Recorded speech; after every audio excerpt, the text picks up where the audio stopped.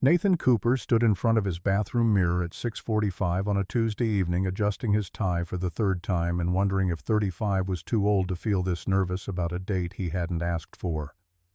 The text message from Vivienne Hart sat on his phone screen like a dare he couldn't refuse. Blind date tonight. 7 p.m. Lucia's. Trust me, don't cancel. 3 years of working at Apex Strategic Consulting had taught him that when the CEO sent a direct message, you didn't ignore it, even when that message made absolutely no sense. The wedding ring on his left hand caught the light. Nathan had meant to take it off 1,000 times, had stood in this exact spot, fingers hovering over the gold band, unable to complete the motion. Rachel had been gone 3 years, 2 months, and 16 days. The ring stayed. From the hallway, Miles's voice carried the particular pitch of a 7-year-old who'd found something interesting. "Dad, why are you wearing the fancy tie? The one Aunt Joanna gave you for Christmas, that you said made you look like you were going to a funeral?" Nathan stepped out of the bathroom. His son sat cross-legged on the floor, surrounded by plastic dinosaurs arranged in what appeared to be a complex territorial dispute between herbivores and carnivores. The velociraptors were winning. "I have a dinner meeting." Miles looked up with the expression Rachel used to call his bullshit detector face. At 7, the kid had already perfected the art of seeing through adult evasions. "On a Tuesday, you never have meetings at night. You're always home by 6 because Mrs. Patterson has book club. This one's different. Is it a date?" The question landed like a physical thing. Nathan's hands stilled on his cufflinks. "What makes you think that?" Miles shrugged with the casual cruelty of childhood honesty. "Tyler's mom said you should take off your ring. She said it's been 3 years and you're still wearing it like Mom's coming back." The words hung in the air between them. Nathan had no response that wouldn't either lie to his son or admit truths he wasn't ready to speak aloud. He'd heard the whispers at Miles's school, the pitying looks from other parents, the well-meaning suggestions that maybe it was time to move on to start dating to give Miles a mother figure, as if Rachel could be replaced like a broken appliance. "Get your shoes on. Mrs. Patterson will be here in 10 minutes. Miles didn't move. "Dad, I'm 7, not stupid. If it's a date, you can tell me. I won't be weird about it." Nathan knelt down eye level with his son. The dinosaurs scattered. "It's complicated, buddy. Mom's been gone a long time. I still miss her, but I remember what Grandma said at the funeral. She said Mom would want us to be happy, not sad forever." The memory surfaced unbidden. Rachel's mother face, ravaged by grief, gripping Nathan's shoulders in the funeral home and saying those exact words. At the time, they'd felt like permission he didn't deserve. Now, from his 7-year-old's mouth, they sounded like an indictment. "I'll be back before you're asleep. We'll talk then, okay?" Miles nodded and returned to his velociraptors. Nathan grabbed his jacket and left before the conversation could dig any deeper. Lucia's occupied the corner of 5th and Morrison in what real estate agents called the historic district and everyone else called the expensive part of downtown. Nathan had been here once, maybe twice, for client dinners that Apex paid for. The kind of place where the menu didn't list prices and the wine list required a sommelier to translate. Not the kind of place he could afford on a senior analyst's salary, and definitely not the kind of place he'd choose for a blind date. He arrived at 6:58, scanned the dining room, and felt his stomach drop.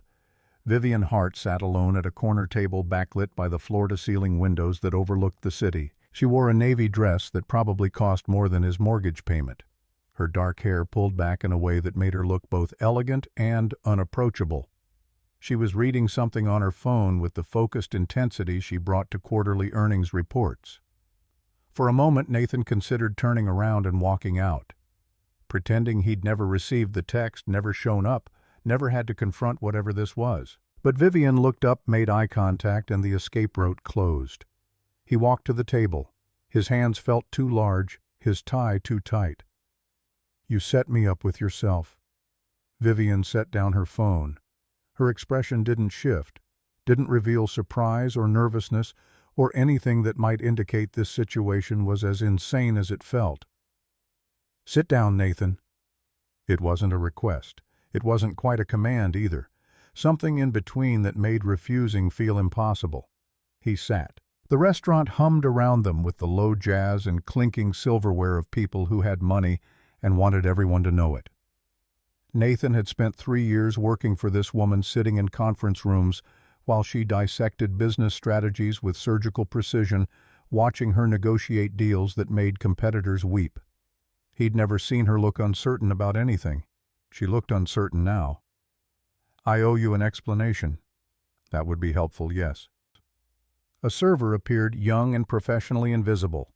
Vivienne ordered wine Nathan had never heard of without breaking eye contact. The server vanished. "I've been observing you for 6 months." Nathan's throat went dry. "That's not comforting." "I don't mean it to be. I mean it to be honest." Vivienne leaned forward slightly, and the gesture somehow made the vast dining room feel smaller. "You're a good analyst, Nathan. Better than good. But that's not why I asked you here." "Then why?" "Because 3 weeks ago I stayed late working on the Meridian acquisition. I came down to the 14th floor to grab files from the storage room, and I saw you helping the night janitor fix the copier. You didn't know I was watching. You spent 20 minutes on your hands and knees with a screwdriver figuring out a paper jam that wasn't your problem for a man whose name you probably don't even know." Nathan remembered. Carlos the janitor. 60-something, always humming old jazz standards while he worked. The copier had been making a grinding noise for a week. "So you set up a blind date because I'm handy with office equipment." "I set up a blind date because you're good when no one's looking. That's rare, especially in men." The wine arrived. Vivienne poured 2 glasses with hands that remained perfectly steady. Nathan's hands, by contrast, felt like they belonged to someone else. "I filed disclosure paperwork with HR this morning. Whatever happens tonight, there's a paper trail. I'm not risking your career or mine on a secret." "Vivienne, this is insane." "I know. I'm 41 years old, Nathan. I built Apex from nothing. I have more money than I'll ever spend, more success than I imagined possible, and I come home every night to an empty apartment and wonder what the hell I'm building it all for." The vulnerability in her voice stopped him cold. This wasn't CEO Vivienne Hart, the woman who could silence a boardroom with a glance. This was someone else entirely.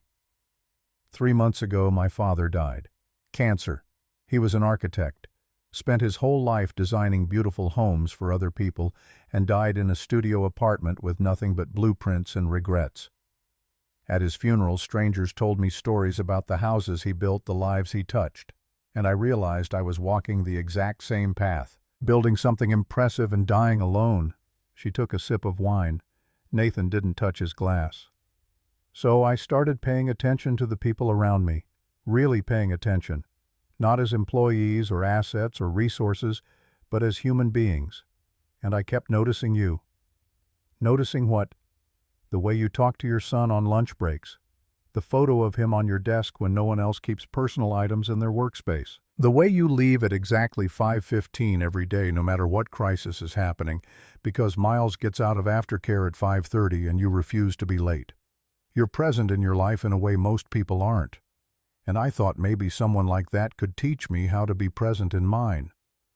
Nathan's mind raced through 3 years of working at Apex, cataloging every interaction with Vivienne, searching for signs he'd missed.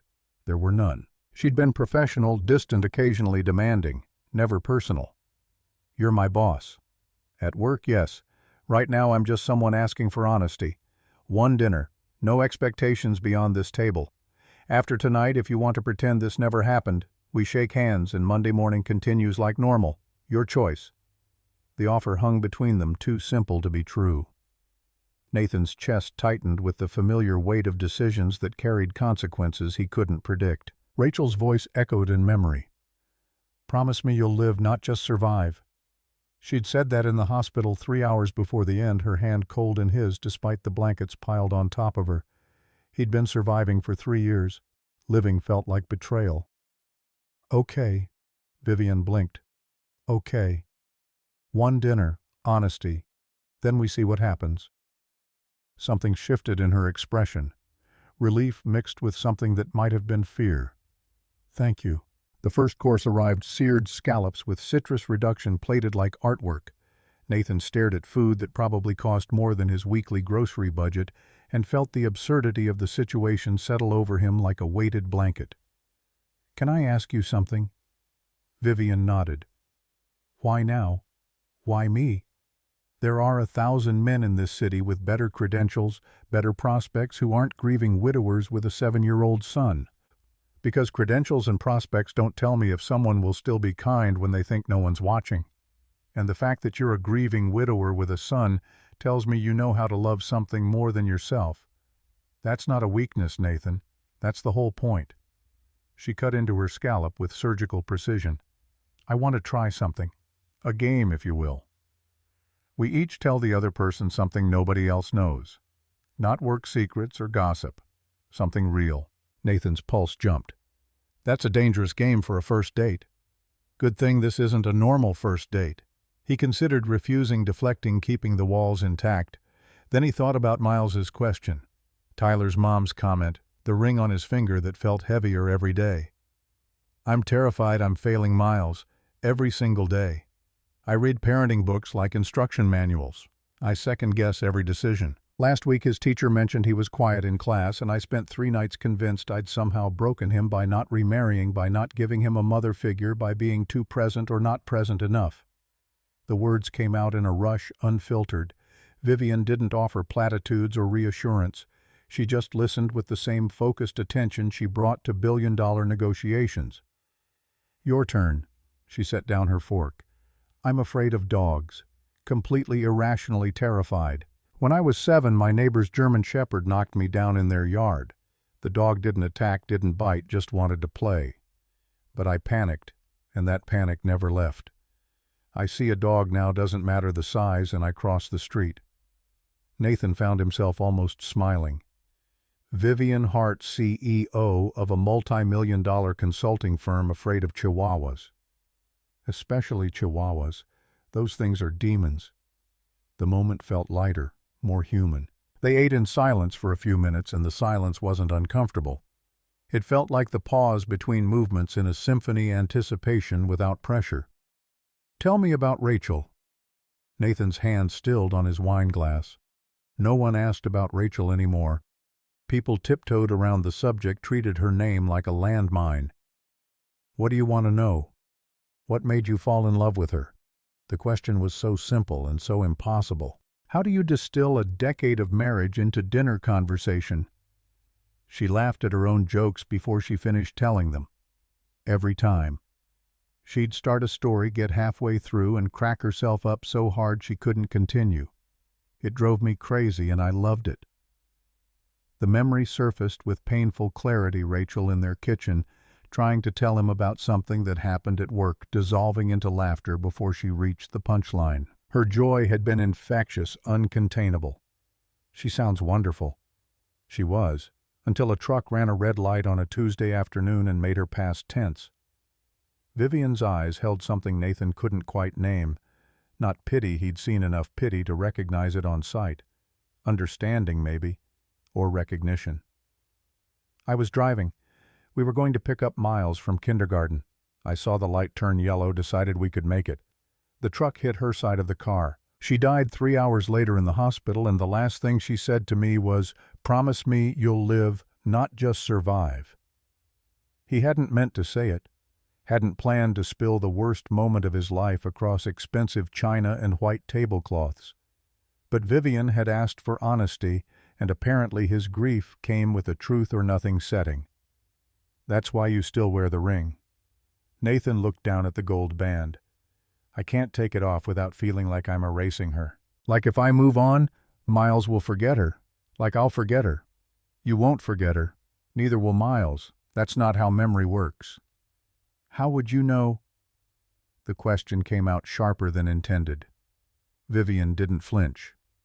"Because my father died a year ago, and I thought if I kept his office exactly the same, kept his tools in my apartment, kept living exactly the way he'd want me to, I could keep him alive somehow. But he's still gone. And all I did was build a shrine to someone who'd hate knowing I put my life on hold for his ghost." The second course arrived. Neither of them noticed. "What changed?"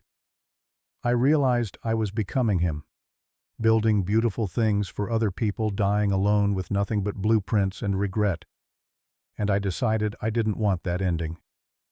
Nathan met her eyes across the table, saw his own fear reflected back. Two people terrified of the same thing, really living after loss, had taught them how fragile everything was. So you arranged a blind date with yourself. I got tired of being safe. Safe is just another word for slow death. The rest of dinner passed in conversation that felt both impossibly intimate and strangely natural. They talked about Chicago, about the architecture Vivienne's father had loved, about the Little League team Nathan coached, despite not knowing the first thing about baseball. They didn't talk about work. Didn't talk about the impossible logistics of a CEO dating an employee. Didn't talk about the fact that Monday morning would make this conversation either a beginning or an ending. When the check came, Vivienne paid before Nathan could protest. Company card. I'm expensing this as executive development. That's wildly inappropriate. I know. She smiled, and it transformed her face into something younger, less guarded. I'll probably get a strongly worded memo from accounting. Outside, October air bit at exposed skin. Chicago's downtown gleamed around them, all glass and ambition, and the particular loneliness of cities that never sleep.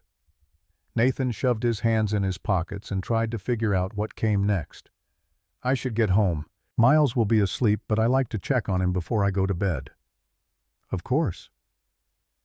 They stood on the sidewalk, breath visible in the cold, and the moment stretched between them like a question neither knew how to ask. I had a good time tonight. Vivienne looked at him with something vulnerable in her expression. So did I. This is crazy. You know that, right? Completely insane. Probably. If we do this, if we try this, it gets complicated. Work, Miles, the optics. People will talk. Let them talk. Easy for you to say. You're the CEO. Which means I have more to lose. She stepped closer, not touching, but close enough that Nathan could smell her perfume, something subtle and expensive. I'm not asking you to decide anything tonight. I'm just asking if there's enough here to warrant another conversation. Nathan thought about Miles's question, the ring on his finger, Rachel's last words. He thought about 3 years of surviving instead of living, of going through motions and calling it fatherhood, of building walls and calling it protection. Yeah, there's enough. Vivienne's smile was small and real and worth the terror that came with it. Good. I'll text you. She walked to her car, a Tesla that somehow suited her perfectly. Nathan watched her drive away, taillights disappearing into Chicago's arterial flow, and wondered what the hell he'd just agreed to. His phone buzzed. A text from Sarah, his sister, who was watching Miles. He's asleep. Take your time. How's the mysterious date? Nathan typed back, complicated. Her response came immediately. Good complicated or bad complicated? He looked at the restaurant behind him, then at the city stretching in all directions, then at the ring on his finger that suddenly felt less like a chain and more like a choice he'd been making every day for 3 years. Not sure yet, but when he got in his car and started the drive home, Nathan realized he was smiling. Really smiling. The kind of smile that had nothing to do with being polite and everything to do with feeling something he'd forgotten how to name. Hope, maybe. Possibility. He was still smiling when he got home, paid Sarah, and stood in Miles's doorway watching his son sleep in a tangle of dinosaur sheets. The velociraptors had won their territorial battle and now lay scattered across the floor like a prehistoric massacre. Nathan's phone buzzed again. Unknown number. This is Vivienne. I got your number from your employee file. Inappropriate, I know. I wanted to say good night. He saved the contact, typed back, good night, Vivienne. 3 dots appeared, disappeared, appeared again. Same time next week, I want you to meet someone important to me. Nathan's chest tightened with anticipation and dread in equal measure. Okay. Her name is Isla. She's 8, and she's the reason I never do this. Until now. The message landed like a revelation. Vivienne had a daughter. In 3 years of working at Apex, Nathan had never heard her mention children, family, anything beyond the company she'd built from nothing. And now she was asking him to meet her child, to step into a territory that made dinner conversation look like casual small talk. I'll bring Miles, if that's okay. The response came fast. I was hoping you would. Nathan stood in the hallway outside his son's room and tried to process what he'd just agreed to. Not just a second date, but an introduction. Kids meeting kids. The prospect of building something that involved more than just two broken adults trying to remember how to be whole. He walked to his bedroom, sat on the edge of the bed. He still slept on one side of, despite 3 years of sleeping alone, and finally let himself feel the full weight of what Vivienne had offered him. Not just romance, not just companionship, but the terrifying possibility of building a life instead of just surviving one. The ring on his finger caught the light from the street lamp outside. Nathan stared at it for a long moment, then slowly, carefully began to twist it. The gold moved reluctantly, stuck after 3 years of constant wear. He'd imagined this moment 1,000 times, always with grief and guilt in equal measure. Tonight it felt different. Not like betrayal, like evolution. But his fingers stopped before the ring came off. Not yet. Not until he knew what he was moving toward, instead of just what he was leaving behind. He left the ring on, lay down on his side of the bed, and fell asleep thinking about gray eyes and impossible honesty, and a woman who'd arranged her own blind date because she was tired of dying slowly. Saturday arrived with the weight of expectations Nathan couldn't articulate. He'd told Miles they were meeting someone, had tried to explain in 7-year-old terms that Dad's boss had a daughter, and maybe they could all hang out at the park. Nothing serious, just a play date. Miles had looked at him with that bullshit detector expression and said, "Is this the date lady? Her name is Vivienne." "Is she nice?" "Very nice." "Does she like dinosaurs?" "I don't know. You'll have to ask her." Now they stood at Millennium Park near the Cloudgate sculpture that everyone called the Bean, and Nathan scanned the Saturday afternoon crowd for a woman he'd only seen in conference rooms and across dinner tables. The Bean gleamed in autumn sunlight, its mirrored surface reflecting Chicago's skyline in warped, beautiful distortion. Tourists clustered around it, taking photos, laughing, touching the smooth steel. Miles tugged on Nathan's jacket. "Is that her?" Nathan followed his son's gaze and felt the bottom drop out of his stomach. Vivienne stood near the Bean's perimeter, wearing jeans and a gray sweater that made her look nothing like the CEO in navy suits. Her hair was down. She looked real in a way that made the restaurant Vivienne seem like a performance. And beside her, holding her hand with the careful grip of a child who'd learned not to wander, stood a girl with dark hair and watchful eyes. Nathan had known intellectually that Vivienne had a daughter. The text message had said as much. But knowing and seeing were different things entirely. The girl Isla studied the crowd with an intensity that reminded him of her mother, and when her eyes landed on Nathan and Miles, she didn't smile or wave. She just observed, taking their measure with the seriousness of someone who'd learned to be cautious. They walked over. Miles's hand found Nathan's automatically, and Nathan felt the small fingers tighten with nerves. "Hi." Vivienne's smile was smaller than it had been at the restaurant, more uncertain. "Hi. Nathan, this is Isla." "Isla, this is Mr. Cooper and his son Miles." The girl stepped forward, and to Nathan's complete surprise, extended her hand like a miniature adult. "Nice to meet you." Nathan shook it carefully. "Nice to meet you too, Isla." Miles hung back, suddenly shy in the way he got around new people. But Isla was already looking at him with open curiosity. "How old are you?" 7. "You 8. Do you go to Lakewood Elementary?" "Yeah. Mrs. Patterson's class." "I'm in Mrs. Chen's class. 3rd grade." The conversation was achingly normal. Two kids feeling each other out with the directness that adults had learned to complicate. But Nathan caught the undercurrent, the way Isla's questions had the quality of a test she was administering. She was protecting her mother, assessing whether these strangers were safe, whether they belonged in whatever fragile thing Vivienne was trying to build. "Want to walk around the Bean?" Miles nodded, and the two kids moved off together, staying close enough that the adults could see but far enough to have their own conversation. Nathan watched them go, hyper-aware of Vivienne standing beside him, close enough that their arms almost touched. "You didn't mention you had a daughter. At work." "At work I'm the CEO. Here I'm a single mom. I keep them separate." Vivienne's voice carried an edge he hadn't heard before, defensive and vulnerable at once. Isla's father left before she turned 2. Said he couldn't handle the pressure of my career, didn't want to be Mr. Vivienne Hart, didn't sign up for single parenthood while I built a company. So he walked away, and I raised her alone. The bitterness underneath the words was carefully controlled but unmistakable. I'm sorry. Don't be. He did us a favor. Isla and I are better without someone who saw us as obstacles. She turned to look at him, and her eyes held a challenge. But that's why I don't date. Why I've spent 8 years putting every ounce of energy into Apex and into raising her. Because the last time I let someone in, he left us both. Nathan understood then what this cost her. Not just the vulnerability of a second date, but the exponentially higher stakes of introducing her daughter to a man, of risking Isla's trust on someone who might leave just like her father had. I won't hurt her. You can't promise that. No one can. You're right. But I can promise I won't lie to her, and I won't disappear without explanation. Vivienne's expression softened fractionally. They walked in silence, following the kids at a distance, and Nathan tried to process the new dimension this added to everything. Not just navigating his own feelings, his own grief, but considering how those feelings would impact 2 children who'd already experienced enough loss and abandonment.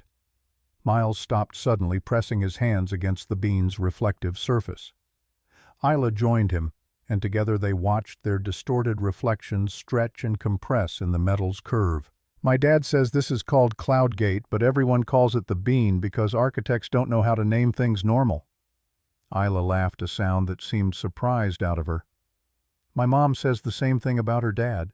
He was an architect, and he named her Vivienne because it meant full of life in French, but everyone just calls her Viv, and he hated it. My mom's name was Rachel. She died when I was 4. The statement landed between them with the casual brutality of childhood honesty.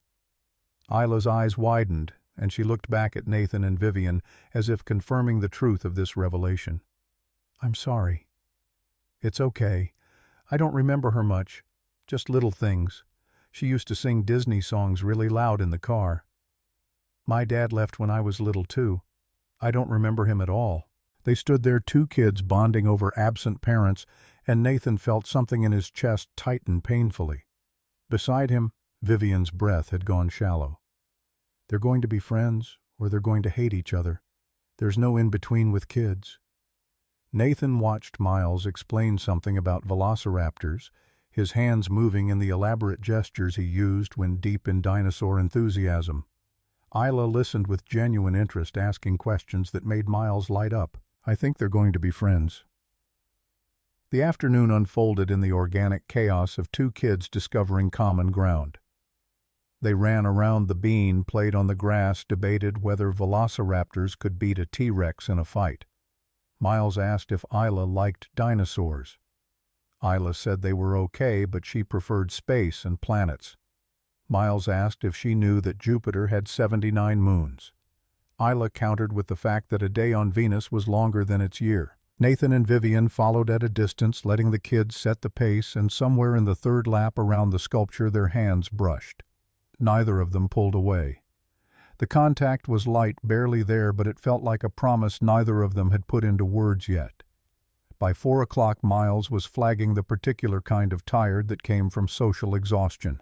Isla looked like she could keep going for hours, but when Vivienne suggested getting ice cream, both kids perked up immediately.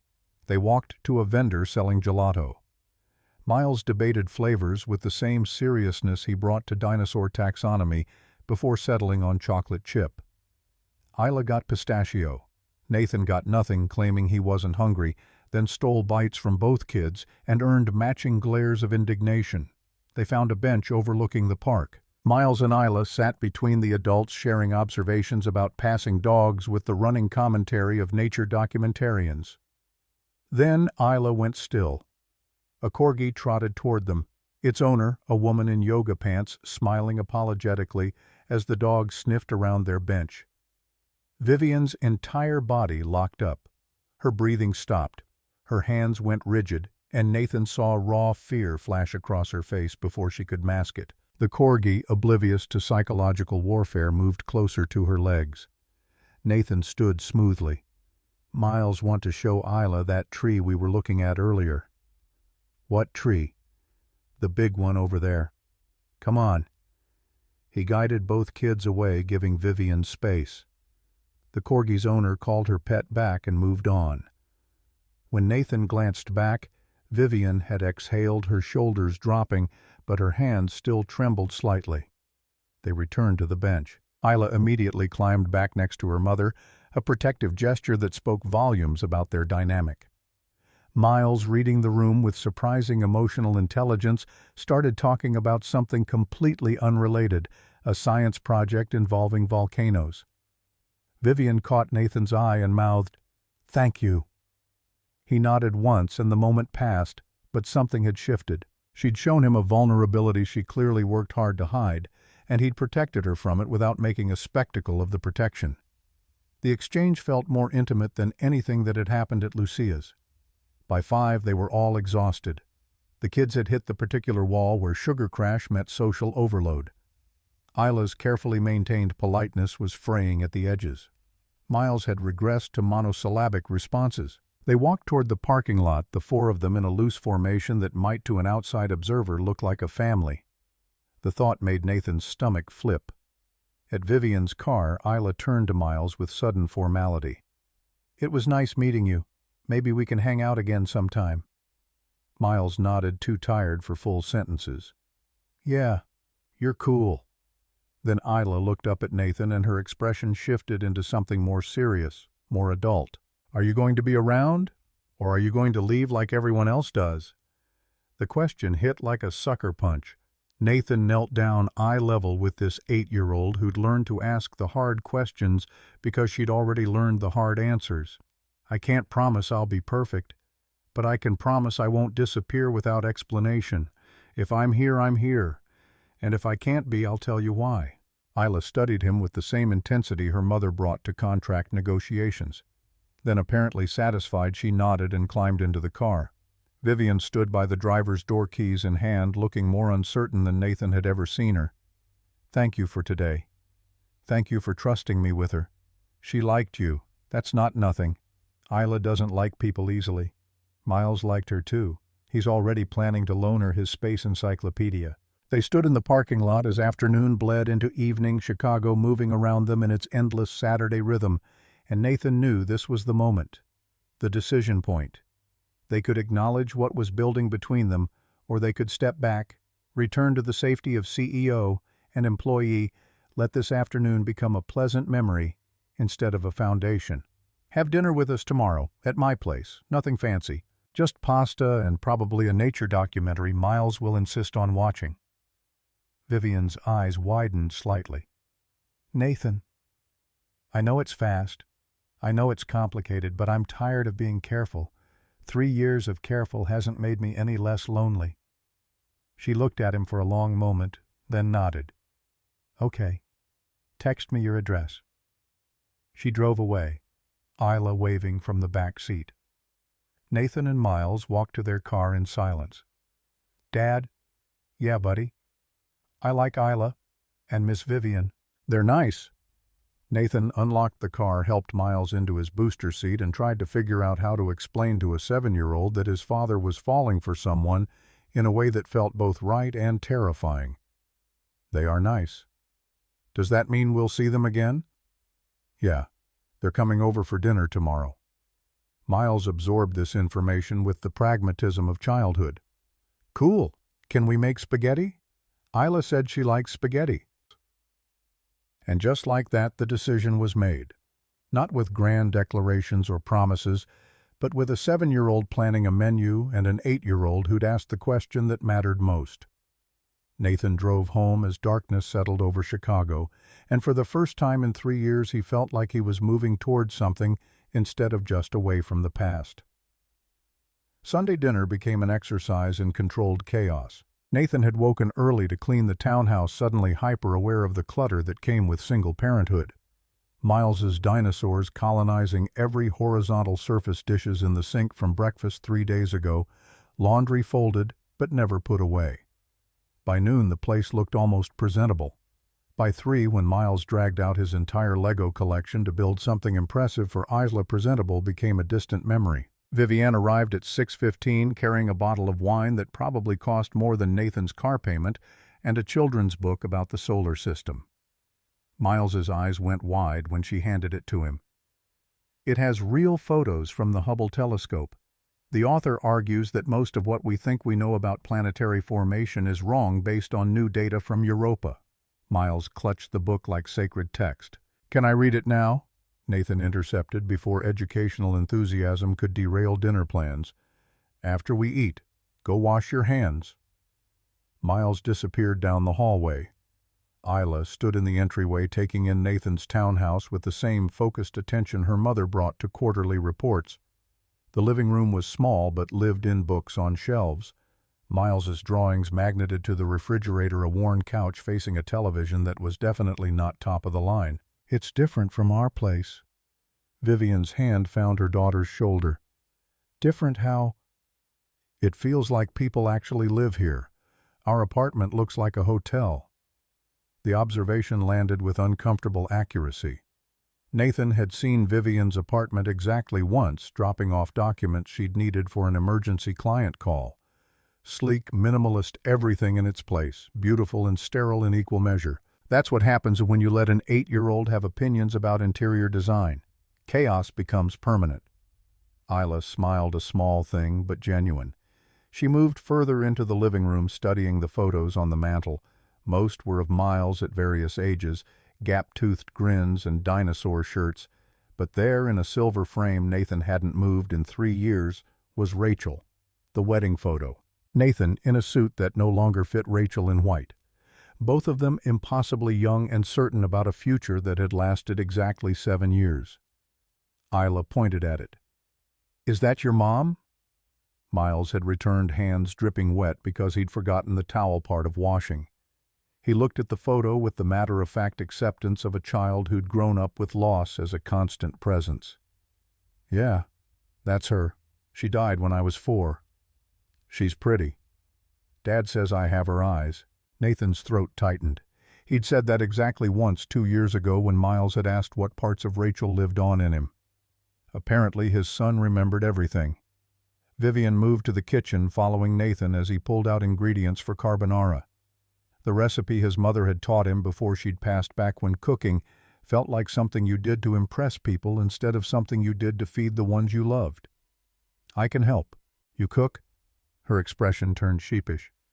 "I can operate a microwave with minimal supervision. Beyond that, I'm a liability." Nathan handed her a wine opener. "You're qualified for this." She opened the bottle with competent efficiency, poured 2 glasses, and handed one to Nathan. Their fingers brushed during the transfer. The contact felt electric, despite its brevity. From the living room came the sound of Isla interrogating Miles about his Lego architecture. The kids had already built an easy rapport that made the adults' careful navigation feel almost silly by comparison. "Can I ask you something?" Nathan dropped bacon into the pan, watched it start to sizzle. "Always." "Why did you invite us here? You could have suggested another restaurant, kept things neutral. Instead, you brought us into your home where your son lives, where everything reminds you of Rachel. That's not a small gesture." He'd spent the previous night asking himself the same question. The answer still felt too raw to articulate properly. Because Miles needs to see what it looks like when his father tries to build something instead of just protecting what's left. And because if this is going to be real, whatever this is, it can't just exist in expensive restaurants and public parks. It has to survive ordinary life. Vivienne leaned against the counter, wine glass cradled in both hands. "You're braver than you think you are." "I'm terrified. There's a difference. Brave people are always terrified. That's what makes it brave." They cooked together, or rather Nathan cooked, while Vivienne provided commentary and occasionally asked questions that revealed a startling ignorance of basic culinary concepts. She thought you boiled pasta in oil. She asked if bacon came pre-cooked. When Nathan explained how to temper eggs for carbonara, she watched like he was performing surgery. "How do you know all this?" "My mom taught me." Before she died, she made me promise I'd feed Miles real food, not just chicken nuggets and frozen pizza. You keep your promises. I try. The bacon crisped. Water boiled. Nathan showed Vivienne how to drain pasta without burning herself, and she followed instructions with the same intensity she brought to merger negotiations.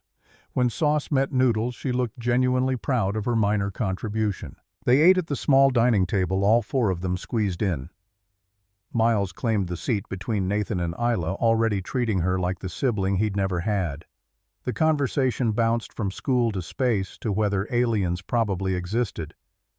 Isla argued they definitely did, statistically speaking. Miles countered that statistics didn't prove anything without evidence. The debate had the quality of academic discourse conducted by people who still believed in Santa Claus.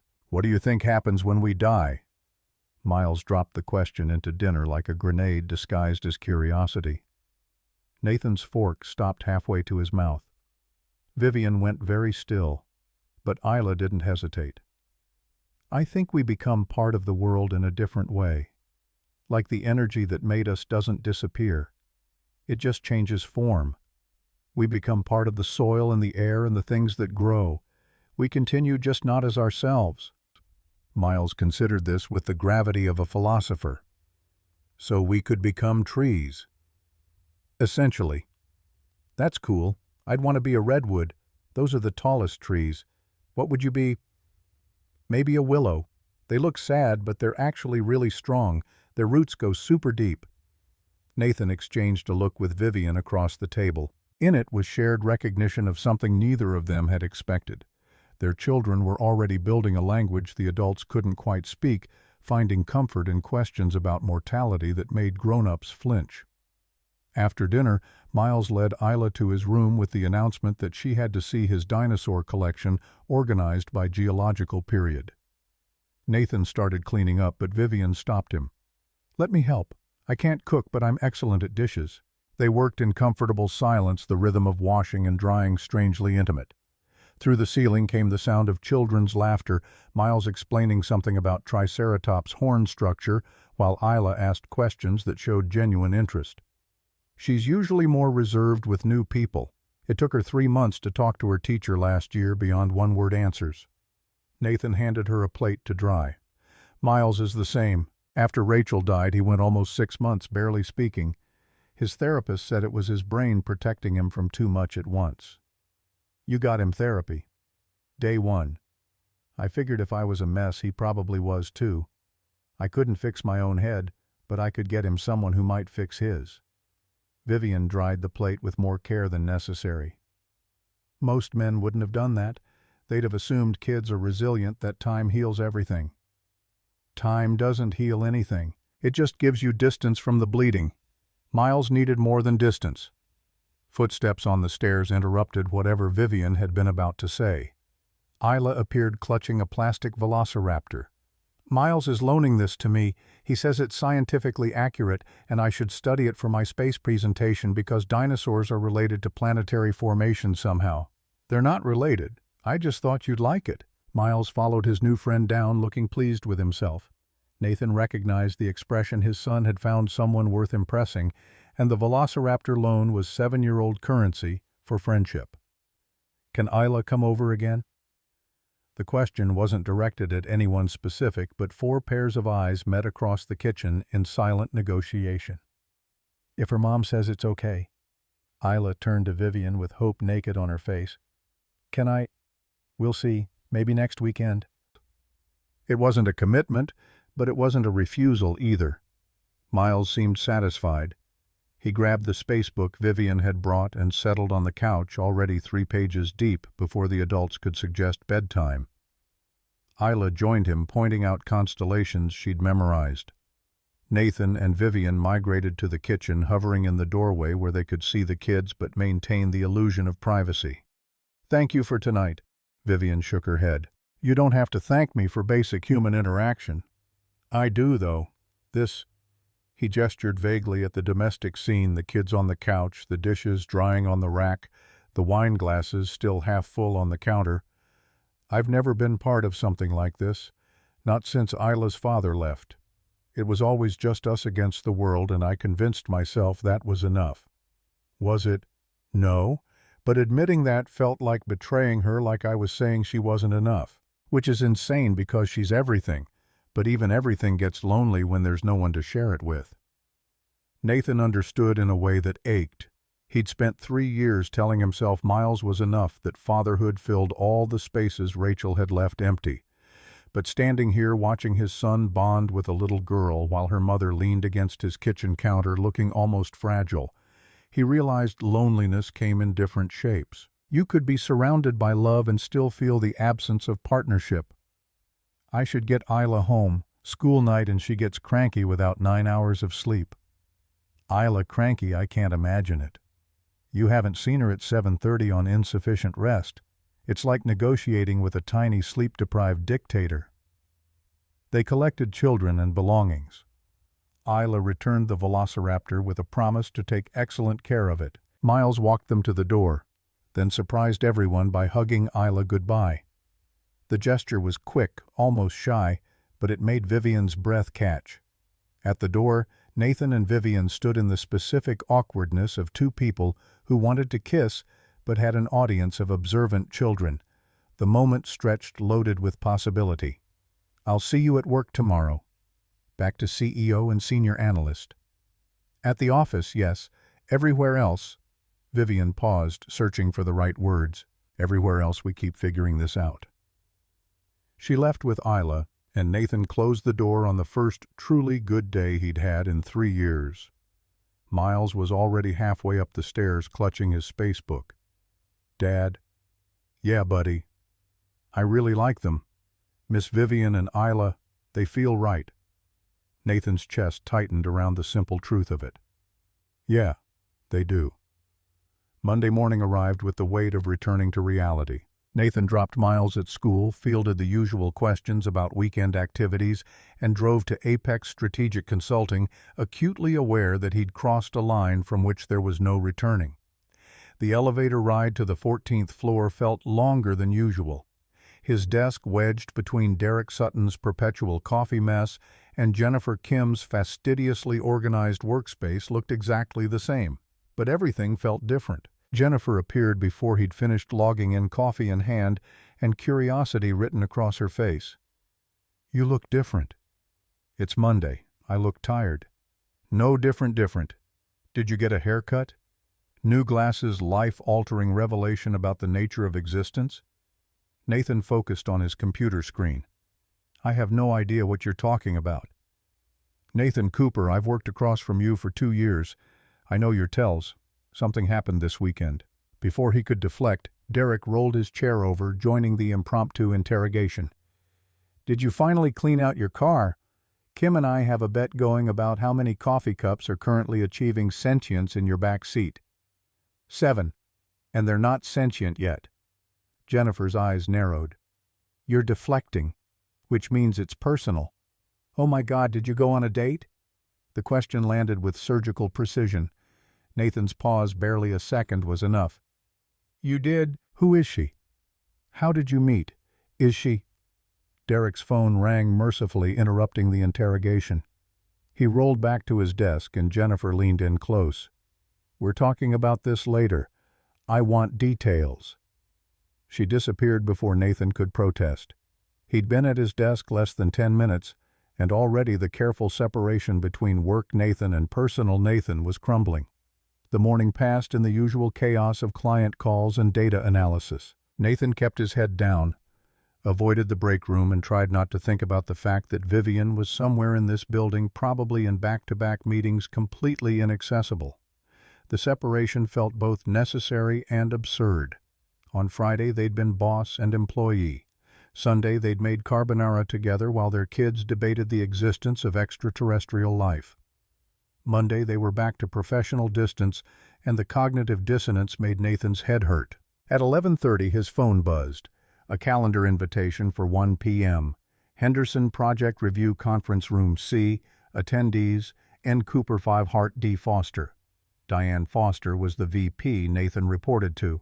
Competent, fair, occasionally terrifying when deadlines slipped. The idea of sitting in a conference room with both his boss and his boss's boss, who also happened to be the woman he'd kissed goodnight in his kitchen last night, or would have if two 8-year-olds hadn't been watching, made his stomach flip. 1 p.m. came too quickly.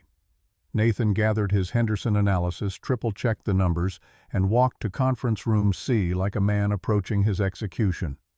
Vivienne was already there, laptop open, reading glasses perched on her nose. She wore a charcoal suit that made her look every inch the CEO, her hair pulled back severely. This was Business Vivienne, the woman who could dissect a failing business model in 3 sentences and make grown men weep. She looked up when Nathan entered. Their eyes met for exactly 1 second, and in that second was everything they couldn't say. "I'm thinking about you. This is strange. I don't know how to do this, neither do I." Then Diane walked in and the moment shattered.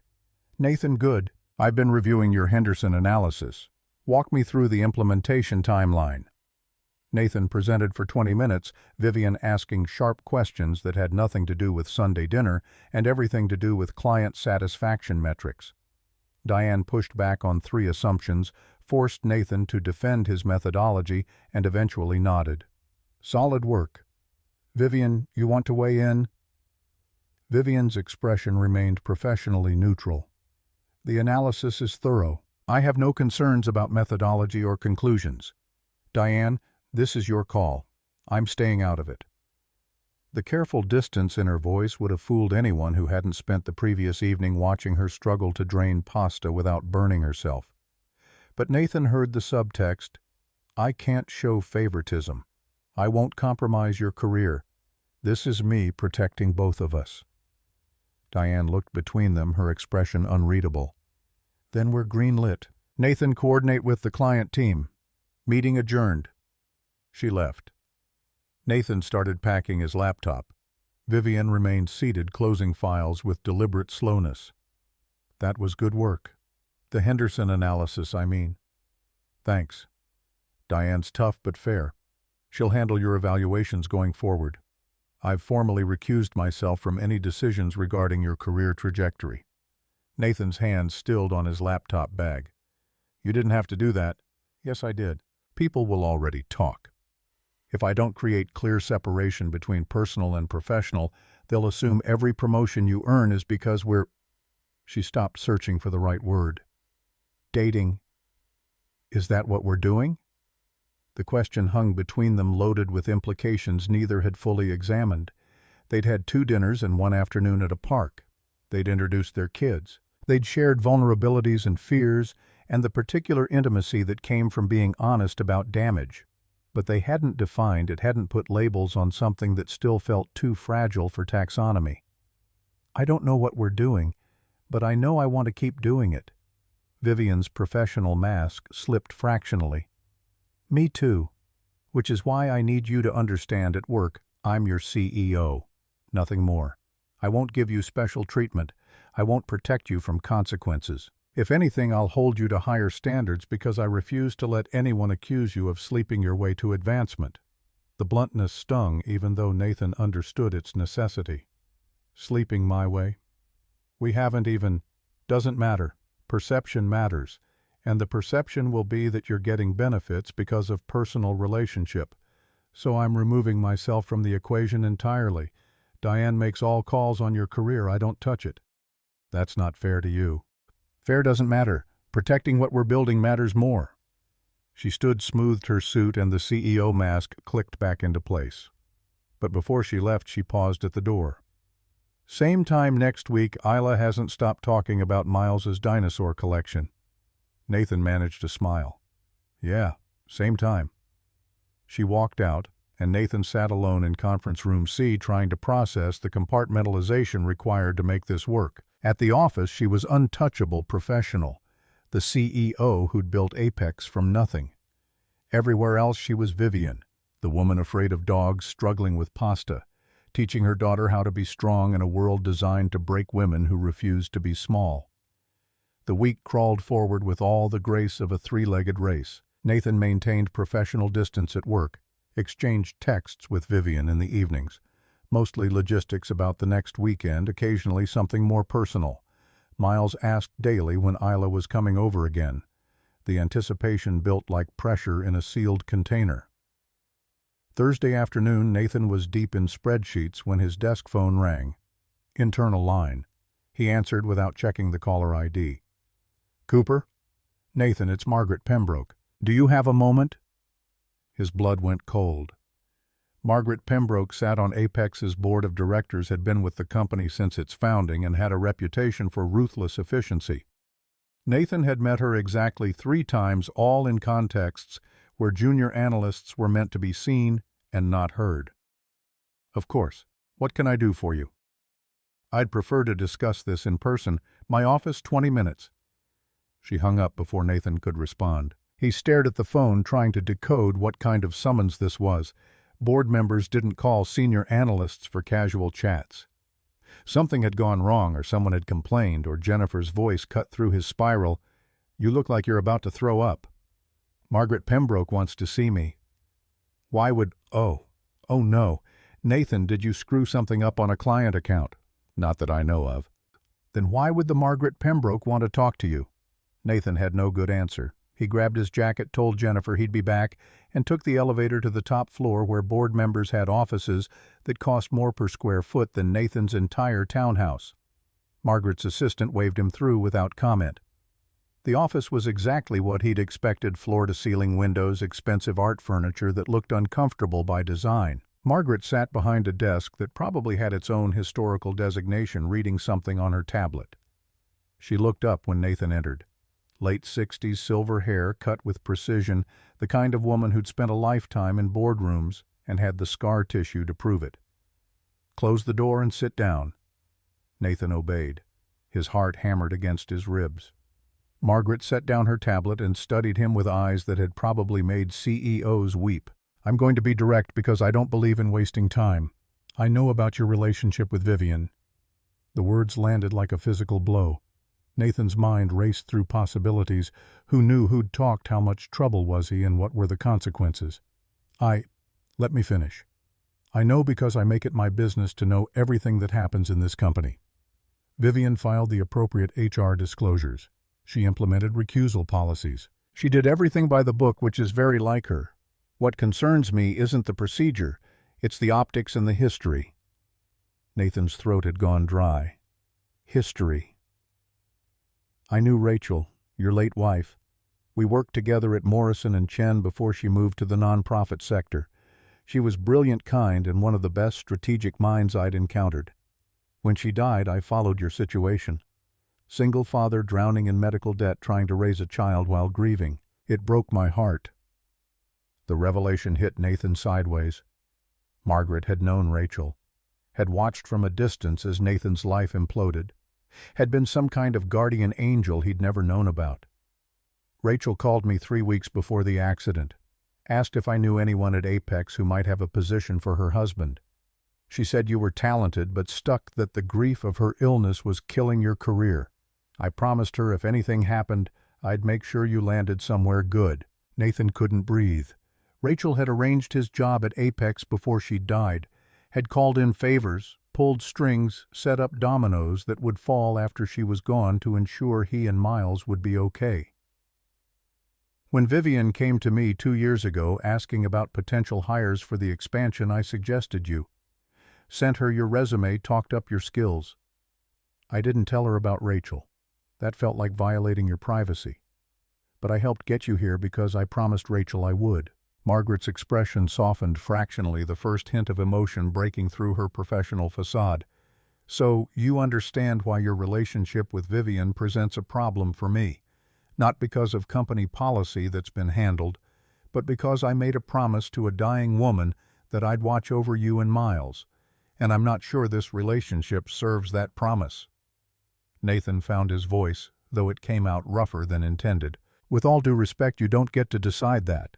"No, but I get to have an opinion, and my opinion is that you're moving too fast, risking too much, putting yourself in a position where heartbreak could destabilize everything Rachel and I worked to build for you.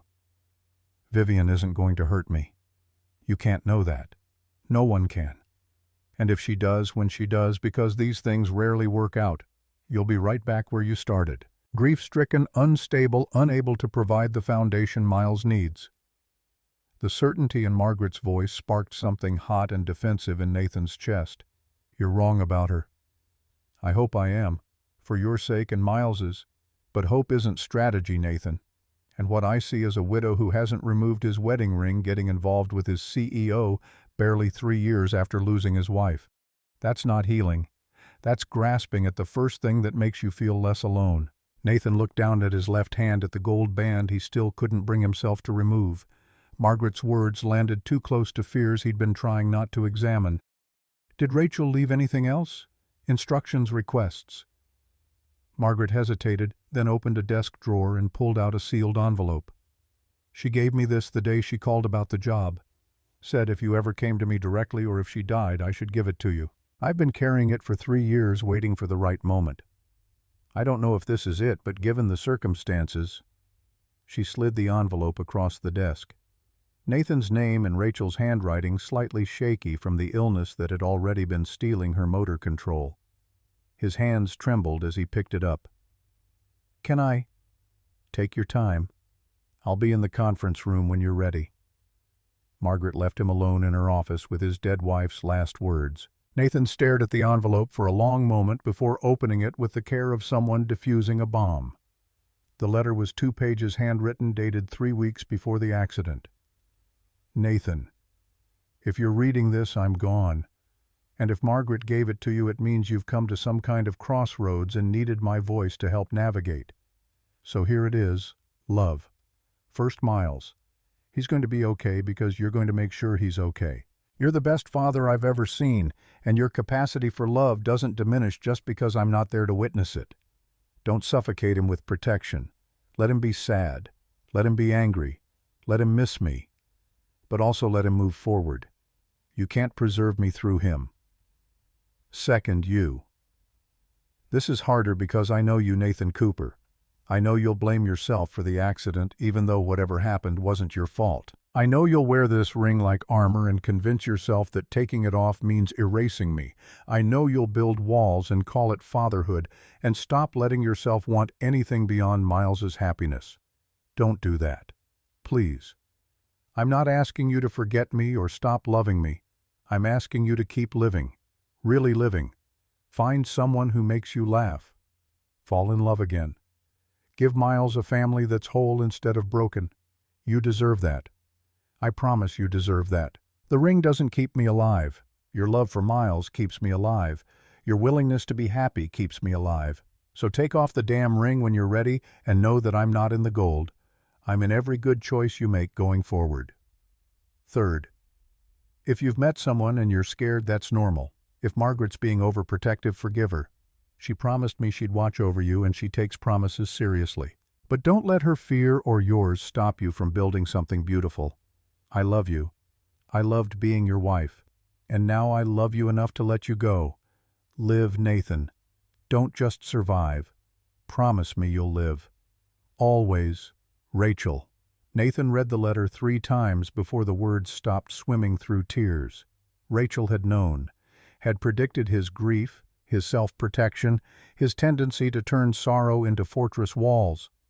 And she'd given him permission, demanded really, that he move forward. He folded the letter carefully, slipped it back into the envelope, and wiped his eyes with the heel of his hand. Margaret returned a few minutes later, her expression carefully neutral. She was right about you. Nathan's voice came out raw. About what? That you'd need explicit permission to be happy, that you'd torture yourself with loyalty to a ghost. Rachel loved you very much, but she was also pragmatic. She knew exactly who she was leaving behind. You think I should end things with Vivienne? I think you should be certain you're choosing her for the right reasons.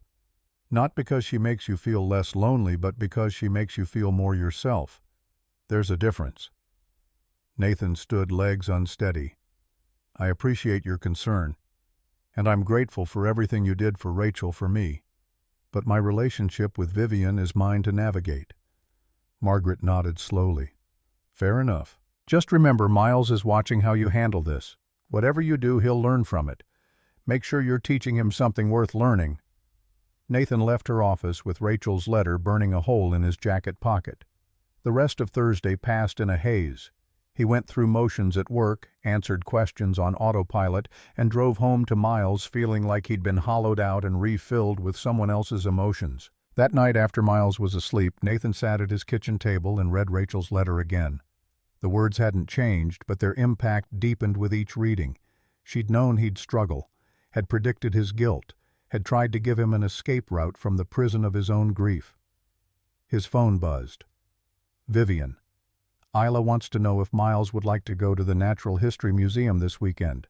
They have a new dinosaur exhibit. Nathan stared at the message, thinking about Margaret's warning, Rachel's permission, the impossible tightrope of moving forward without forgetting the past. He typed back, Miles would love that. So would I. Good. Saturday at 10. Perfect. He set down the phone and looked at the wedding ring on his finger. Not yet. He wasn't ready yet. But Rachel's words echoed in his mind. The ring doesn't keep me alive. Your love for Miles keeps me alive. Your willingness to be happy keeps me alive. Maybe she was right. Maybe grief wasn't meant to be worn like jewelry, permanent and unchanging.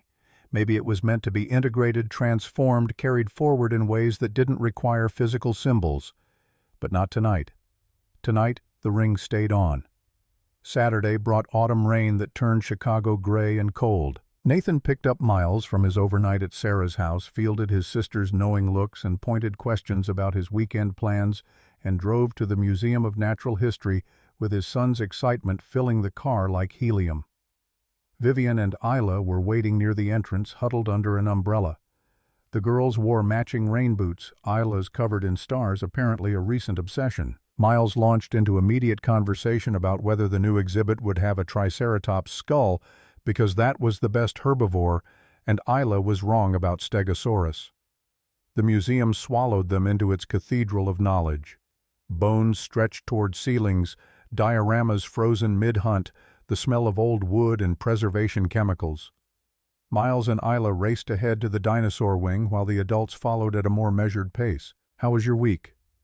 Vivienne's question sounded casual, but Nathan heard the weight beneath it. They'd barely spoken beyond logistics, both drowning in work and the strange compartmentalization of keeping Office Nathan separate from everything else. Complicated. Margaret Pembroke called me into her office. Vivienne stopped walking. Why? She knows about us. About you and me. She knows everything, actually.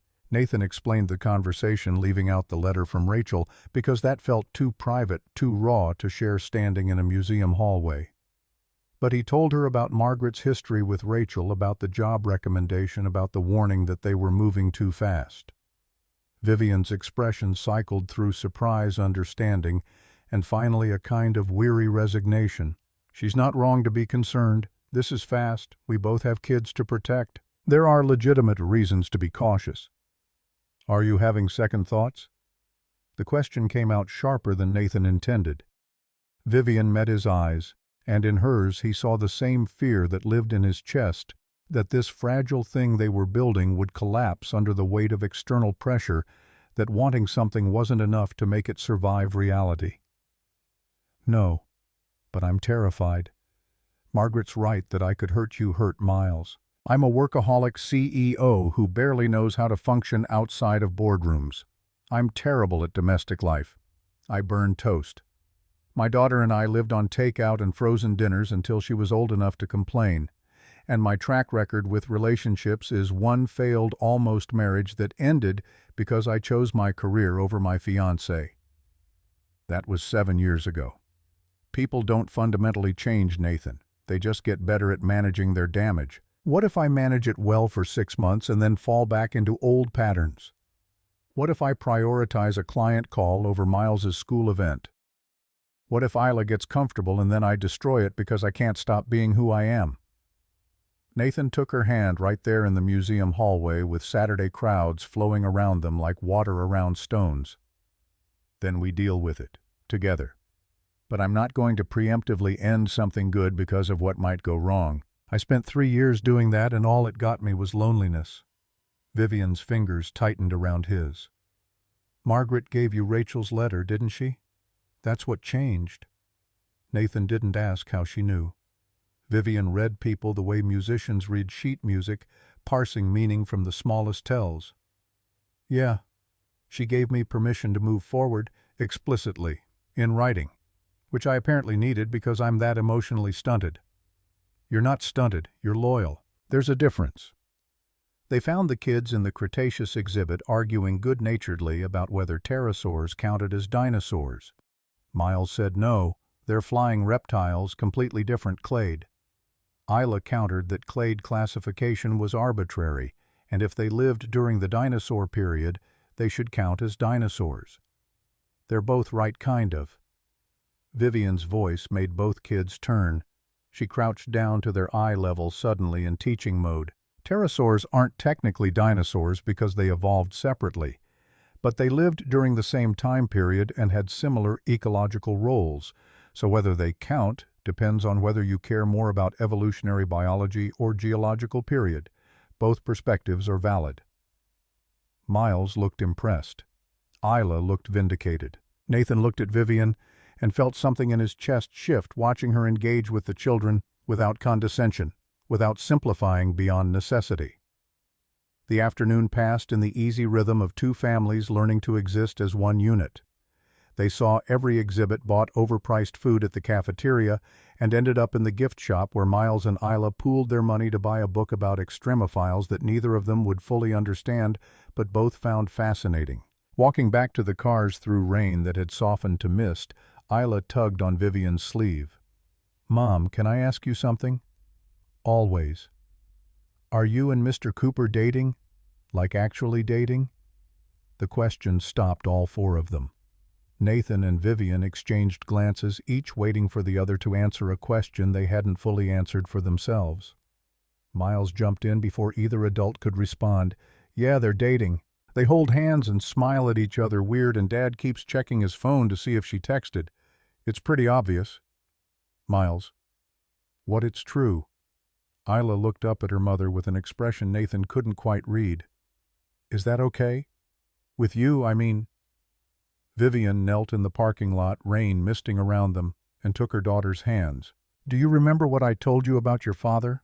About how he left because he couldn't handle being part of our life?" Isla nodded, solemn. "Nathan isn't like that. He's the kind of person who stays. And Miles is wonderful. So yes, we're dating, and yes, it's okay with me. But the question is it okay with you?" The 8-year-old considered this with gravity beyond her years. Then she looked at Miles, who shrugged in the universal gesture of childhood acceptance. "I like Miles. He's smart, and he doesn't treat me like I'm stupid because I'm a girl. And you seem happier when we hang out with him. So yeah, it's okay with me." Vivienne pulled her daughter into a hug, and Nathan saw tears in her eyes that had nothing to do with rain. Miles, never one to let a moment get too sappy, announced he was hungry again despite eating 20 minutes ago. The kids ran ahead to the car, and Nathan and Vivienne stood alone in the parking lot, with the weight of their children's approval settling over them like benediction. "That was easier than I expected." Vivienne wiped her eyes. "Kids are better at this than adults. They don't overthink it." "Should we be more like them?" "Probably."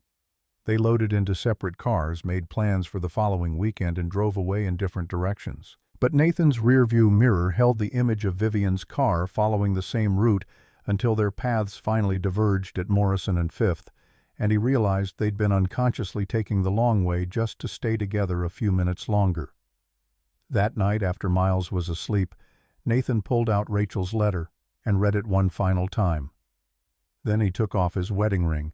The skin underneath was pale, the absence strange. He held the gold band for a long moment, then placed it carefully in a jewelry box along with the letter.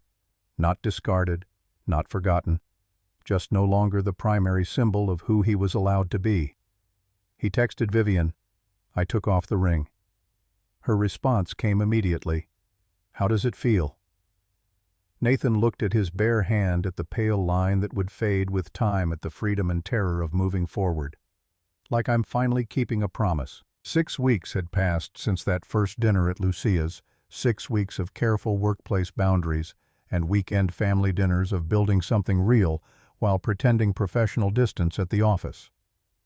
Nathan had learned to compartmentalize in ways he'd never imagined necessary, treating Vivienne like any other executive during business hours while texting her goodnight after Miles fell asleep. The ring stayed off his finger, tucked in a jewelry box alongside Rachel's letter symbols of a past he'd integrated rather than erased. November arrived with cold that felt personal. Nathan dropped Miles at school on a Tuesday morning, fielded the usual questions about weekend activities, and drove to Apex Strategic Consulting, feeling the particular exhaustion of living two lives simultaneously. His desk phone rang before he'd finished his first coffee. Cooper. Nathan, it's Margaret Pembroke, my office 9:30. We need to discuss something important. She hung up before he could respond. Jennifer looked over from her desk, eyebrow raised. Margaret Pembroke calling you directly? That's either very good or catastrophically bad. I'm leaning toward catastrophic. At 9:25, Nathan took the elevator to the top floor, walked past Margaret's assistant without making eye contact, and entered the office that still felt designed for intimidation. Margaret stood by the windows, her back to him, silhouette sharp against Chicago's skyline. Close the door. Nathan obeyed. His pulse hammered against his throat. Margaret turned, holding a tablet. I've been tracking workplace dynamics since you and Vivienne began your relationship. Email patterns, meeting attendance, decision-making timelines. Nothing illegal about it. All metadata freely available to board members conducting oversight. Why are you telling me this? Because I promised Rachel I'd protect you, and what I'm seeing concerns me. She set the tablet on her desk, pulled up a document. 3 client decisions in the past month where Vivienne overruled Diane's recommendations and sided with your analysis. 2 budget allocations that favored your projects despite lower ROI projections. 1 promotion discussion where your name appeared on short lists you don't have the tenure to justify. Nathan's stomach dropped. Vivienne recused herself from decisions about my career. Diane handles everything. Diane handles direct decisions, but Vivienne still influences broader strategic choices, and those choices keep benefiting you. Whether she's doing it consciously or not, the appearance of favoritism exists, and appearance matters. So what are you suggesting? Margaret's expression hardened into something that might have been pity. I'm calling an emergency board meeting Friday to recommend formal ethics review. Not because I think you're doing anything wrong, but because if I don't, someone else will. And if they do it, they'll be looking to destroy you both. If I do it, I can control the parameters. The floor seemed to tilt. You're investigating us to protect us. I'm forcing transparency before the situation becomes scandal. The board will vote on whether to proceed with external review. If they vote yes, you'll both be subject to interviews, documentation, examination, the whole process. But it'll be clean, professional, and when you're cleared, and you will be cleared, no one can question the legitimacy of your relationship. And if they find something questionable, then Vivienne resigns or you're terminated. Those are standard consequences for ethics violations. Margaret's voice softened fractionally. But I've seen the documentation. You've been meticulous. The review will be uncomfortable but survivable. Nathan stood legs unsteady. Does Vivienne know? I'm meeting with her at 11. I wanted to tell you first, give you time to process before you're both in the same room. He left without responding, took the stairs instead of the elevator because he needed the physical exertion. By the time he reached his desk, his hands had stopped shaking enough to type. He sent Vivienne a calendar invitation. Lunch off-site urgent. She accepted within seconds. They met at a cafe 3 blocks from Apex, both arriving separately to avoid the appearance of coordination. Vivienne looked like she'd aged a decade since their weekend dinner, her usual composure cracked around the edges. Margaret told you. Just came from her office. Vivienne's coffee sat untouched, cooling in the November air, leaking through the cafe's poorly sealed windows. She thinks she's helping, forcing the review before someone else does, controlling the narrative. But the result's the same. We're under investigation for the next 3 months. Can we survive it? Professionally, probably. Personally. She looked at him with something that might have been doubt. I don't know. 3 months of every interaction being scrutinized, every decision questioned, living under a microscope, while trying to maintain something that's barely 6 weeks old. That's a lot of pressure. Nathan reached across the table, took her hand. An elderly couple at the next table glanced over and he felt the weight of potential witnesses. But he didn't let go. Then we prove it's real. We give them nothing to use against us. We're so clean they can't find dirt even when they're looking for it. And if the pressure breaks us anyway, then we broke because we weren't strong enough, not because someone forced us apart. There's a difference. Vivienne's fingers tightened around his. Margaret also mentioned something else. If the review clears us but the board still has concerns, they might offer me a choice step down as CEO and take a VP position, or require you to leave Apex entirely. Standard conflict of interest resolution when recusal isn't sufficient.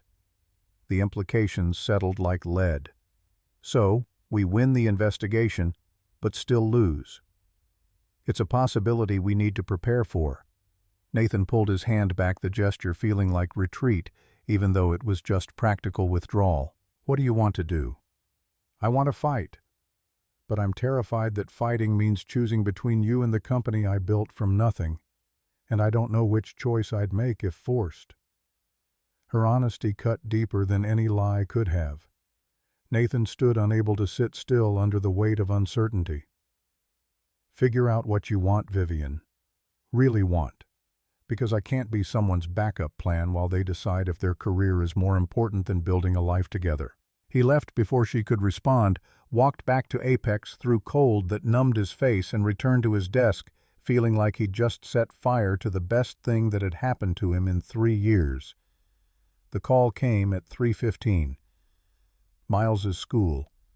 The principal's voice tight with professional concern. Mr. Cooper, there's been an incident. Miles got into a physical altercation with another student. He's not injured, but we need you to come in immediately. Nathan's world narrowed to a single point. Miles didn't fight. Miles cried during animated movies and rescued insects from certain death. I'm on my way. He found his son in the principal's office, small and defiant, with tear tracks on his face. Mrs. Brennan explained Tyler Grayson had made comments about Miles's family, about Nathan being a bad father, because Miles's mother left. Miles had corrected him. She died. She didn't leave, and when Tyler persisted, Miles had punched him hard enough to cause a bloody nose. Nathan looked at his 7-year-old, this fierce, small person who'd defended him with fists because words hadn't been enough, and felt something in his chest crack wide open. You know violence isn't the answer. Miles's voice came out thick with residual anger. But he was lying about you. You're not bad. You're the best dad. Nathan pulled his son into a hug, felt the small body shake with emotions too big for a 7-year-old frame. Behind them, Mrs. Brennan outlined consequences: suspension from recess, mandatory counseling sessions, meetings with both sets of parents. They drove home in silence. Sarah met them at the townhouse. Nathan had called her from the parking lot, unable to articulate what had happened, but knowing he needed backup. She took one look at Miles and made hot chocolate, while Nathan tried to figure out what to say to a child who'd just discovered that protecting the people you love sometimes meant making choices that got you in trouble. Do you want to talk about why you hit Tyler? Miles wrapped both hands around his mug. He said mean things about you and about Mom. He said she left because you were bad at being married. But that's not true. She died. And you're good.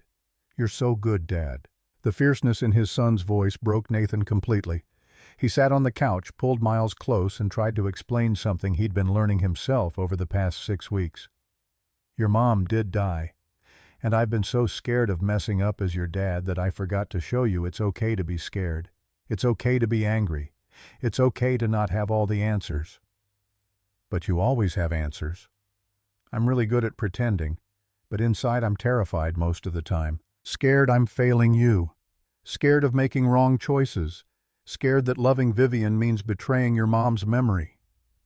Miles pulled back, looking at his father with eyes too old for his face. Do you think Mom would like Miss Vivienne? Nathan thought about Rachel's letter, her explicit permission, her final wish, that he live instead of just survive. Yeah, buddy. I think she would. I think she'd be happy that we found people who make us want to try again. Then why do you look sad when you talk about her? Because loving someone new doesn't erase loving someone you lost. Both things can be true at the same time.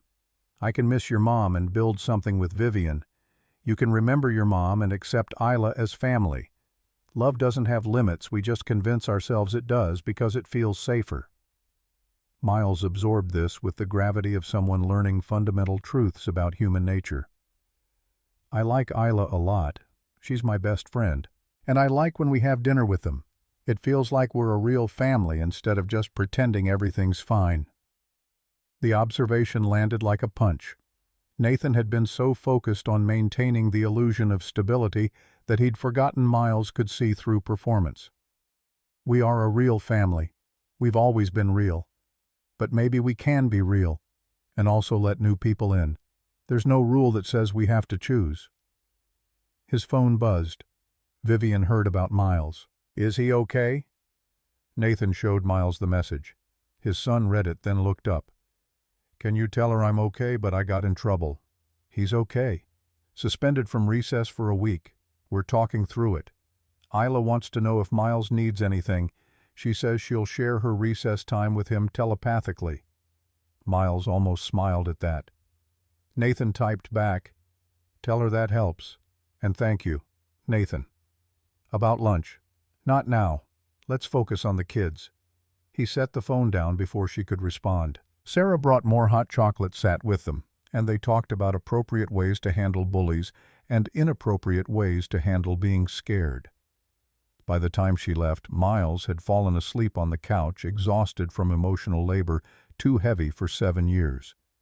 Nathan carried him to bed, tucked dinosaur sheets around his small frame, and stood in the doorway thinking about everything he'd learned in the past 6 weeks. Rachel had been right in her letter he'd been surviving instead of living building walls and calling it protection. But walls didn't just keep pain out, they kept connection out too. His phone lit up. Vivienne, can we talk my place 8 p.m.? I'll have Isla at a sleepover. I'll be there. Sarah returned to babysit without being asked. She hugged Nathan at the door and whispered, "Whatever this is, go fix it." Vivienne's apartment felt different this time, less intimidating, more like a space where someone actually lived. She opened the door wearing jeans and an old Columbia sweatshirt, hair pulled back, no makeup. She looked young and uncertain in ways that made Nathan's chest ache. "Thank you for coming." They sat on opposite ends of her couch, the space between them feeling wider than actual distance. Vivienne pulled her knees to her chest, a gesture so unlike her usual controlled composure that Nathan felt his residual anger deflate. "I talked to my lawyers after you left the cafe. They reviewed everything, every HR disclosure, every recusal document, every safeguard we implemented. Their assessment is that we're legally compliant but optically vulnerable. The board can't force us apart, but they can make working together miserable enough that one of us eventually leaves. So Margaret wins either way." Margaret isn't trying to win. She's trying to protect what she thinks are our best interests. She's wrong, but her intentions are good. Vivienne met his eyes. "But here's what I realized sitting in my lawyer's office looking at 3 months of potential investigation and career uncertainty. I've spent my entire adult life building Apex. It's proof I'm more than my father was more than someone who dies alone with nothing but blueprints, and I was willing to risk you to protect it. Vivienne, let me finish. I was willing to consider putting our relationship on hold, creating distance, proving we could survive scrutiny by actually stepping back. But then I came home to this apartment that looks like a hotel, made myself dinner I didn't taste, and realized something. The company isn't what proves I'm alive. You are. Miles is. Isla having a family that's whole instead of fractured, that's what proves I'm alive." She stood moved to the windows overlooking Chicago's nighttime sprawl. Nathan joined her, their reflections ghostly in the glass. "I'm not choosing Apex over you. I'm choosing us. And if that means I lose the CEO position, if it means we both have to find new jobs, if it means we blow up our lives and rebuild from scratch, I'm choosing us." Nathan pulled her close, felt her shoulders shake with crying. She'd probably been holding back for hours. "You're sure?" "I'm terrified. But yes, I'm sure." They held each other while the city glittered below, and Nathan felt something fundamental shift. This wasn't just romance anymore. This was commitment in the face of real consequences. This was choosing to build instead of protect. Margaret's board meeting is Friday. We attend together, present a united front, and we don't apologize for anything. We followed every rule. We did everything right. And if the board still votes for investigation, we cooperate fully and trust that the truth is enough. Vivienne pulled back enough to meet his eyes. "And if they force us to choose, if I have to step down or you have to leave, then we make that choice when it comes, together. No more me deciding for you or you deciding for me. We're partners in this." She kissed him then, and it felt less like sealing a pact and more like crossing a threshold neither could uncross. When they finally pulled apart, Vivienne's expression held something Nathan hadn't seen before: certainty. "I need to tell you something. About Isla's father." Nathan waited, sensing this was important. "His name was Preston Gallagher. We were together for 2 years before Isla was born. He proposed when I was pregnant, said all the right things about family and partnership. But when Isla came and I went back to work after 3 months because Apex was barely surviving and I couldn't afford to step away, he started resenting every late night, every business trip. He said I was choosing my career over our family." She took a shaky breath. "And the terrible thing is, he was right. I was choosing career because career felt controllable. Career had rules and metrics and clear paths to success. Family was messy and unpredictable and terrifying. So when Isla was 18 months old and Preston gave me an ultimatum: scale back Apex or he'd leave, I called his bluff. And he left. That wasn't your fault. Wasn't it? I chose building a company over building a family.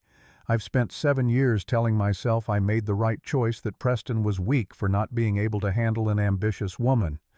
But maybe I was just scared of being vulnerable. And now I'm here 7 years later making the same choice again, only this time I'm choosing differently. And it's terrifying because I don't know if I can actually be the partner you need." Nathan took her face in his hands. "I don't need you to be perfect. I need you to show up, to try, to call me out when I'm being overprotective with Miles, and let me call you out when you're hiding behind work. That's all partnership is: two imperfect people committed to figuring it out together. I can do that. Then that's enough." They talked until midnight, mapping out what the next 3 months might look like if the investigation happened, what their lives might look like if forced to leave Apex, how they'd handle telling Miles and Isla that adult decisions sometimes had complicated consequences.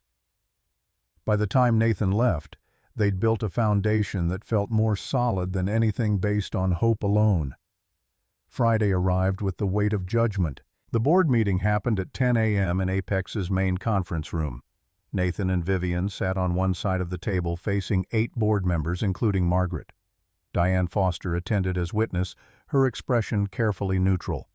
Margaret presented her case with the precision of a prosecutor, documented instances of perceived favoritism, email patterns that suggested unusual coordination, budget decisions that aligned too perfectly with Nathan's project recommendations. She framed it as concern rather than accusation, but the implication was clear. The relationship created opportunities for impropriety, even if no actual impropriety existed. Then she called for a vote: formal ethics investigation, yes or no. The board members exchanged glances. One by one they voted. 4 yes, 4 no. Deadlocked. Margaret, as board chair, held the tie-breaking vote. She looked at Nathan and Vivienne with an expression that might have been regret. "I vote no." The word landed like a bomb. The other board members erupted in confusion. Margaret raised a hand for silence. "I've reviewed the documentation exhaustively. Every HR filing is pristine. Every recusal properly implemented.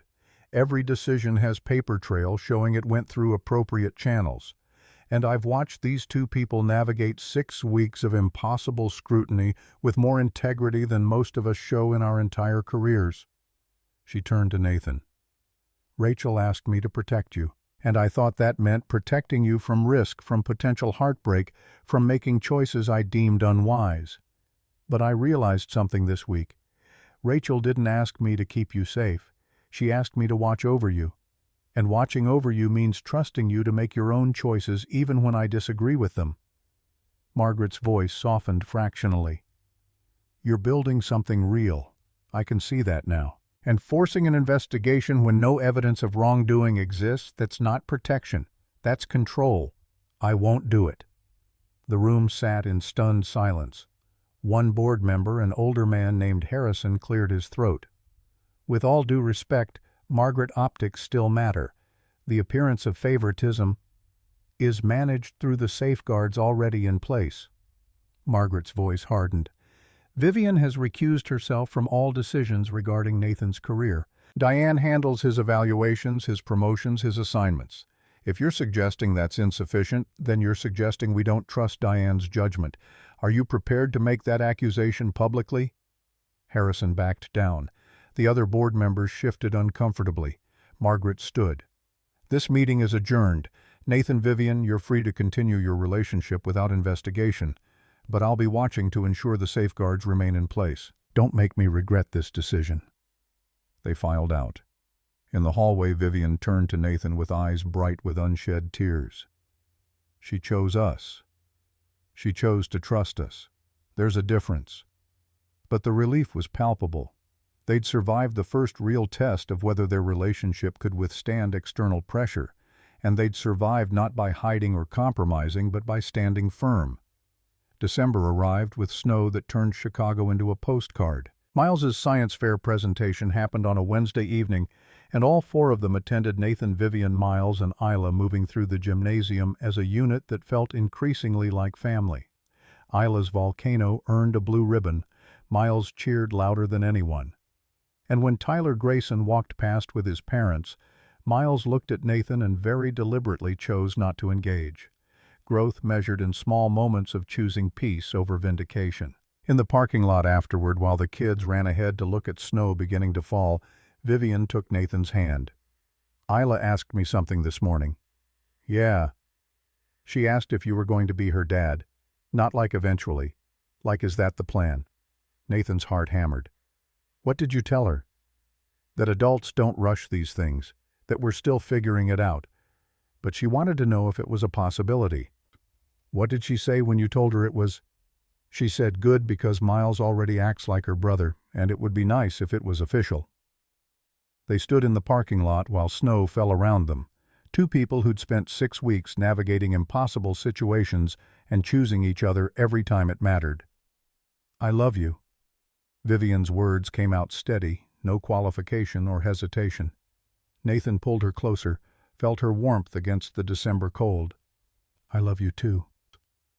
Miles and Isla ran back breathless and excited about snowflakes, and the four of them walked to their cars through winter that felt less harsh because they were facing it together.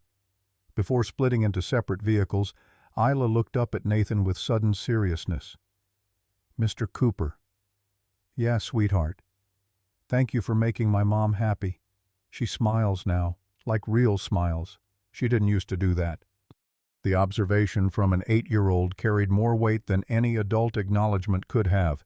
Nathan knelt to her eye level. She makes me happy too. And Miles, she and you both make us happy. Sometimes family isn't about being related. It's about choosing to show up for each other. Isla nodded solemnly, then hugged him with the fierce grip of a child who'd learned not everyone stayed.